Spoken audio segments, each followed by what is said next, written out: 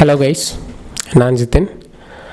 நம்ம ஏற்கனவே 2 video post பண்ணியிருந்தோம். ஒன்று வந்து பார்த்திங்கன்னா கம்யூனிகேஷனோட இம்பார்ட்டன்ஸை பற்றி போட்டிருந்தோம். அதுக்கப்புறம் பார்த்திங்கன்னா ஒரு சிஎன்சி ஆஃபர்ஸ் அப்படின்னு அப்ராட் போகிறவங்களுக்கு அவங்க ஏமாற்றப்படாமல் இருக்கிறதுக்கு கொஞ்சம் ப்ரிகாஷியஸாக சில விஷயங்கள் செய்யலாம் அப்படின்னு அதை ஷேர் பண்ணியிருந்தோம். இப்போ இது என்னுடைய 3rd வீடியோ. அப்போ நம்ம இதில் என்ன பார்க்க போகிறோம் அப்படின்னு பார்த்திங்கன்னா மாஸ்டர்கேம் அப்படின்றது என்ன, அதுக்கப்புறம் இப்போது பிஇ முடிக்கிறவங்க, டிப்ளமோ முடிக்கிறவங்க வந்து இந்த ஃபீல்டுக்குள்ளே வராங்கன்னா எப்படி இதில் க்ரோ ஆகணும், என்னென்ன விஷயங்கள் கற்றுக்கணும், எவ்வளோ டைம் எடுக்கும் அப்படின்றத பற்றி ஒரு ஓவர்வியூ தரலாம் அப்படின்னு நினச்சேன். ஸோ இதை வந்து நம்ம என்ன பண்ணுவோம், ஃபஸ்ட்லேருந்து அப்படியே கண்டினியூ பண்ணுவோம். முதல்ல ஒரு பிஇ முடிக்கிறீங்க, ஒரு டிப்ளமோ முடிக்கிறீங்க அப்படின்னா இப்போ அடுத்து நீங்கள் ஒரு மார்க்கெட்டுக்குள்ளே வர்றீங்க. மார்க்கெட்னால் இண்டஸ்ட்ரிக்குள்ளே வர்றீங்க. ஸோ முதல்ல வந்து ஒரு கம்பெனியை சூஸ் பண்ணுறீங்க.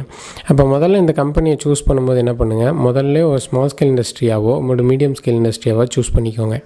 நீங்கள் எவ்வளோ கம்பெனி சின்னதாக சூஸ் பண்ணுறீங்களோ உங்களுடைய ரோல்ஸ் அண்ட் ரெஸ்பான்சிபிலிட்டிஸ் வந்து அதிகமாக இருக்கும். அதாவது இப்போ நீங்கள் ஒரு சின்ன கம்பெனி போனீங்க அப்படின்னா அங்கே ஸ்பெசிஃபிக்காக ஒரு விஷயத்துக்கும் ஒரு ஆள் வச்சுருக்க மாட்டாங்க. உதாரணத்துக்கு சொல்லப்போனால் ஒரு காம்பனன்ட் பண்ணுறீங்க அப்படின்னா அது ரீவொர்க்கிங் நீங்கள் தான் பண்ணுவீங்க, சில டைம் மெஷரிங் நீங்கள் தான் பண்ணுவீங்க, ரிப்போர்ட்டும் நீங்கள் தான் பண்ணுவீங்க. அப்போ உங்களுக்கு நிறைய அசைன் ஆகிருக்கும். இப்போ நீங்கள் ஒரு எம்என்சி ஜாயின் பண்ணுறீங்க, ஒரு பெரிய கம்பெனி ஜாயின் பண்ணுறீங்கன்னா உங்களுக்கு ஸ்பெசிஃபிக்கான வேலை தான் கொடுப்பாங்க. இப்போ டாக்குமெண்டிங் பண்ணால் நீங்கள் வெறும் டாக்குமெண்டிங் தான், வருஷத்தில் 365 நாளும் நீங்கள் வந்து டாக்குமெண்டிங் தான் பண்ணுற மாதிரி இருக்கும். ஸோ அதனால் வந்து முதல்ல நீங்கள் சின்ன கம்பெனி சூஸ் பண்ணிக்கோங்க. சூஸ் பண்ணுற கம்பெனிக்கு ஒரு விஷன் இருக்குதா அப்படின்னு பாருங்கள். விஷன் இருக்குதா அப்படின்னா இப்போ வந்து சில கம்பெனிஸ் வந்து அவங்களுக்கு லாபம் நஷ்டம் அப்படின்ட்டு இல்லை, ஒரு பேச்சுக்கு ஒரு கம்பெனி அப்படின்னு ரன் பண்ணணுன்ற மாதிரி ரன் பண்ணிகிட்ருப்பாங்க. அந்த கம்பெனிஸில் வந்து பெரும்பாலும் ஜாயின் பண்ணாதீங்க. இப்படியெல்லாம் இருக்குதான்னு கேட்டால் இருக்குது. அதாவது அவங்களுக்கு டெக்னிக்கல் பேக்ரவுண்டு கிடையாது, நிறைய அசெட் இருக்கும். ஸோ அதனால் ஒரு கம்பெனி ஆரம்பித்து ஒரு ஃபார்மாலிட்டிக்கு ரன் பண்ணுவாங்க. ஸோ அவங்களுக்கு வந்து இந்த பிஸ்னஸ் வந்து நல்லா எடுத்துகிட்டு போகணுன்ற கனவுகள் இருக்கலாம், இல்லாமலும் இருக்கலாம். ஆனால் நம்மளுக்கு வந்து அங்கே ஒர்க் பண்ணுறோன்ற டைம் அவங்களுக்கு ஒரு விஷன் நோக்கி ஓடுற கம்பெனியாக இருந்தால் தான் அவங்க நிறைய இம்ப்ரூவ்மெண்ட்ஸ் வந்து அந்த கம்பெனியில் பண்ணுவாங்க. ஸோ அதுதான் நம்மளையும் என்ன பண்ணுவோன்னா சிலது என்ன பண்ணுவோம், நம்மளையும் மேம்படுத்தும். அதனால் நான் என்ன பண்ணுறேன் அப்படின்னா முதல்ல சூஸ் பண்ணுற கம்பெனியை தெளிவாக சூஸ் பண்ணிக்கிறேன். இது வந்து நீங்களாக இருந்தாலும் பண்ணிக்கணும். இதுக்கப்புறம் அந்த கம்பெனிக்கு போயிட்டீங்க அப்படின்னா அந்த கம்பெனிக்கு சேர்ந்ததில் இப்போ நீங்கள் இந்த சிஎன்சி லைனு மேனுஃபேக்சரிங் லைனுக்குள்ளே வரீங்கன்னா நீங்கள் என்ன மிஷினில் போகிறீங்க அப்படின்னு பார்த்துக்கோங்க.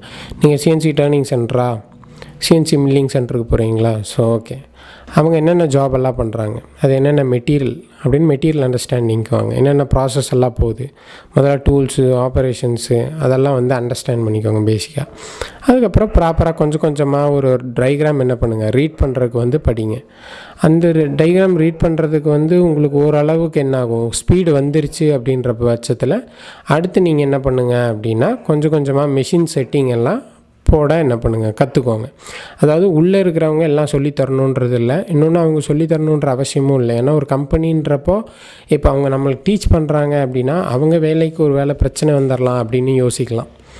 இல்லைனா சில பேர் ஒரு 100ல் வந்து ஒரு 15 பேர் 20 பேர் என்ன பண்ணுவாங்கன்னா சொல்லிக் கொடுப்பாங்க, சொல்லிக் கொடுக்குற ஆட்களாக இருப்பாங்க. இப்போ எனக்கெல்லாம் சொல்லி தந்தவங்க பார்த்திங்கன்னா அவங்க நம்ம ஏஜ் கேட்டகரி, யங் ஏஜ் கேட்டகரின்றனால ஒரு பாலிட்டிக்ஸ் இல்லாமல் என்ன பண்ணாங்கன்னா டீச் பண்ணாங்க, செட்டிங் சொல்லி கொடுத்தாங்க.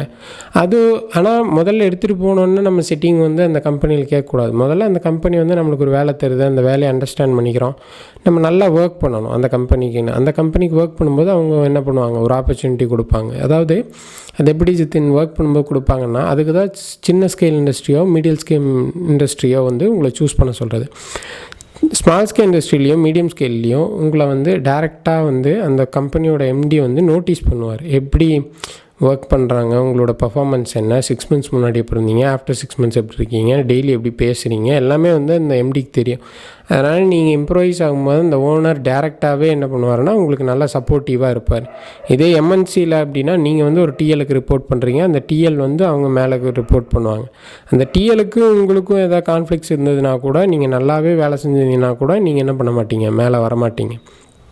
அதனால் என் சஜஷன் என்ன அப்படின்னா இந்த மாதிரி முதல்ல ஒரு லோ லெவலில் ஆரம்பிங்க. லோ லெவலில் ஆரம்பிச்சுட்டு அதுக்கேற்ற மாதிரி என்ன பண்ணுங்கள், அடுத்ததாக அவங்களுக்கு சப்போர்ட்டிவாக இருந்து மேலே போங்க. இதுக்கப்புறம் செட்டிங் வந்து உள்ளே சொல்லித்தரல அப்படின்னா வெளியே அடுத்தது எப்படி கற்றுக்கிறது அப்படின்னு பாருங்கள். முதல்ல ட்ராயிங் ஸ்டடி ஒழுங்காக வருதா, டூல்ஸ் பற்றி நாலேஜ் வருதா, ஆப்ரேட்டிங் பற்றி நாலேஜ் வருதா, அதுக்கப்புறம் வெளியே நம்ம செட்டிங்க்கு ட்ரைனிங் இருக்குது. அதே மாதிரி ஒரு மேனுவலாக ஒரு கோடிங் எழுதணும் ஒரு ஃபுல் ட்ராயிங்க்கு GDNT பேஸ் பண்ணி அப்படின்னா அதுக்கு என்னது ட்ரைனிங் இருக்குது. ஸோ அந்த மாதிரி விஷயங்களை என்ன பண்ணிக்கோங்க, கற்றுக்கோங்க.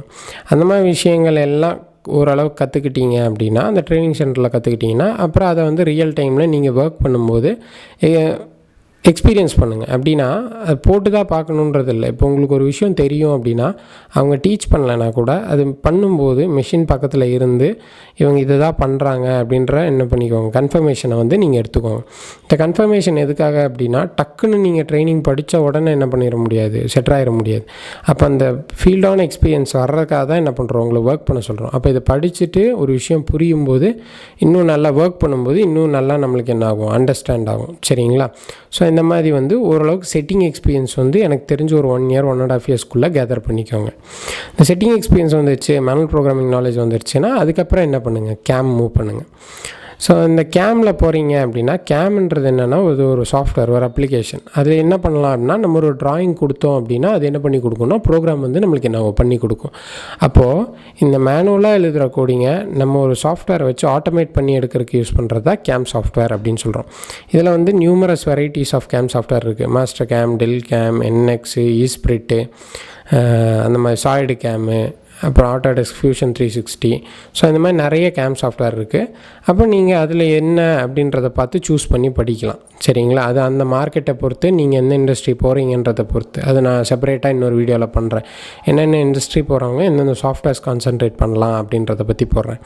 இப்போ இதை முடிக்கிறீங்க, அடுத்து கேம் படிக்கிறீங்கன்னா ஒரு 5 years 4.5 yearsக்கு மேலே ப்ரொஃபைல் எக்ஸ்பீரியன்ஸ் இருக்குன்னா நீங்கள் லீட் என்ஜினியராக நல்ல டெக் கம்பெனிஸில் நீங்கள் அப்ளை பண்ணலாம். அது வந்துக்கு HCL, அதே மாதிரி பேக்கர் ஹியூஜஸ்ஸு, GE, அசென்ச்சர். ஸோ இந்த மாதிரி கம்பெனிஸ்ல எல்லாம் நீங்கள் என்ன பண்ணலான்னா லீட் என்ஜினியராக என்ன பண்ணலாம், அப்ளை பண்ணலாம் LNTலாம்.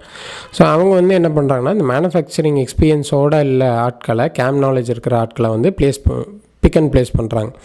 ஸோ அதனால் வந்து உங்களோட நல்ல டிகிரி படிச்சிருக்கீங்க அப்படின்னா இந்த மேனுஃபேக்சரிங் செக்டாரில் வர்றவங்க ஒரு 5 years இதுலேயே நீங்கள் ட்ராவல் பண்ணி கேம் நாலேஜ் எல்லாம் அப்டேட் பண்ணிங்கன்னா இந்த மாதிரி லீட் என்ஜினியர் அப்படின்ற போஸ்ட்டுக்கெல்லாம் என்ன பண்ணிக்கலாம், நீங்கள் வந்து அப்ளை பண்ணிக்கலாம். இது உங்களுக்கும் என்ன ஆகும், ஹெல்ப்ஃபுல்லாக வந்து இருக்கும். சரிங்களா? ஸோ இப்படி தான் நீங்கள் க்ரோ ஆகணும். நம்ம பெரிய டெக் கம்பெனிஸ் போகலனாலும் நீங்கள் செட்டர் ஆகி கேம் படிச்சிங்கன்னா கேம் ப்ரோக்ராமராக உங்கள் டிபெண்ட்ஸ் ஆன் எக்ஸ்பீரியன்ஸ் பேசிஸில் நீங்கள் அப்ராட் ட்ரை பண்ணிக்கலாம். அப்படி இல்லைனா லோக்கல் கம்பெனிஸ்லையும் நீங்கள் என்ன பண்ணிக்கலாம், நீங்கள் வந்து ஒர்க் பண்ணிக்கலாம். ஸோ அதனால் வந்து இதை வந்து மிஷின் ஃபீல்டு தான், மிஷினே ஓட்டிகிட்ருக்கணும் அப்படின்ற தாட்டெல்லாம் விட்டுருங்க. இதில் வந்து நிறைய கேட்டகரிஸ் இருக்குது. சொன்ன மாதிரி செட்டர் இருக்குது, கேம் ப்ரோக்ராமர் இருக்குது. அதுக்கும் மேலே உங்களுக்கு நிறைய எம்ப்ளாயீஸை மேனேஜ் பண்ண முடியும்னா என்ன சொல்கிறது, ஷாப் ஃப்ளோர் சூப்பர்வைசர் அந்த மாதிரி கேட்டகரிக்கு போகலாம். ஒர்க் பிளானிங் தெரியும், மெட்டீரியல் பிளானிங் தெரியும்னா இன்னும் கொஞ்சம் உங்களுக்கு என்ன ஆகும், அட்வான்டேஜஸாக இருக்கும். அதனால் என் சஜஷன் வந்து இந்த ஃபீல்டு வந்து ரொம்ப நல்ல ஃபீல்டு. அதனால் புதுசாக டிப்ளமோ முடிக்கிறாங்க, BE முடிக்கிறவங்க வந்து கண்டிப்பாக இந்த ஃபீல்டில் இருங்க.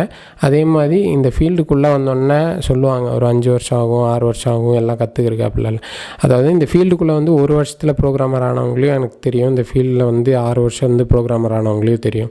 ஸோ அதனால் வந்து அது வந்து ஒருத்தருக்கும் மாறுபடும். அவங்களுக்கு என்ன என்விரான்மெண்ட் கிடைக்கிது, எப்படி க்ரோ ஆகுறாங்க எல்லாத்தையும் பொறுத்து இருக்கும். அதனால் நீங்கள் வந்து என்ன கேட்டிங்கன்னா design field, quality control, R&D சைடை விட மேனுஃபேக்சரிங் செக்டாரில் ஒரு வைல்ட் ரேஞ்ச் ஆஃப் ஆப்பர்ச்சுனிட்டிஸ் வந்து இருக்குது. ஸோ அதை நீங்கள் சூஸ் பண்ணுறது வந்து பெட்டராக இருக்கும் உங்களுக்கு. ஸோ மேற்கொண்டு நம்ம நெக்ஸ்ட் வீடியோவில் பார்ப்போம். நெக்ஸ்ட் வீடியோவில் Mastercam அப்படின்றது என்ன, அது எதுக்கு யூஸ் பண்ணுறாங்க, அதில் என்னென்ன வேர்ஷன்ஸ் இருக்குது, எதை படித்தா நல்லது அப்படின்னு நிறைய பேர்த்துக்கு தெரியாமல் இருக்கும். ஸோ அந்த விஷயங்களை நம்ம என்ன பண்ணலாம், அடுத்த வீடியோவில் நம்ம பேச ஆரம்பிக்கலாம். நன்றி.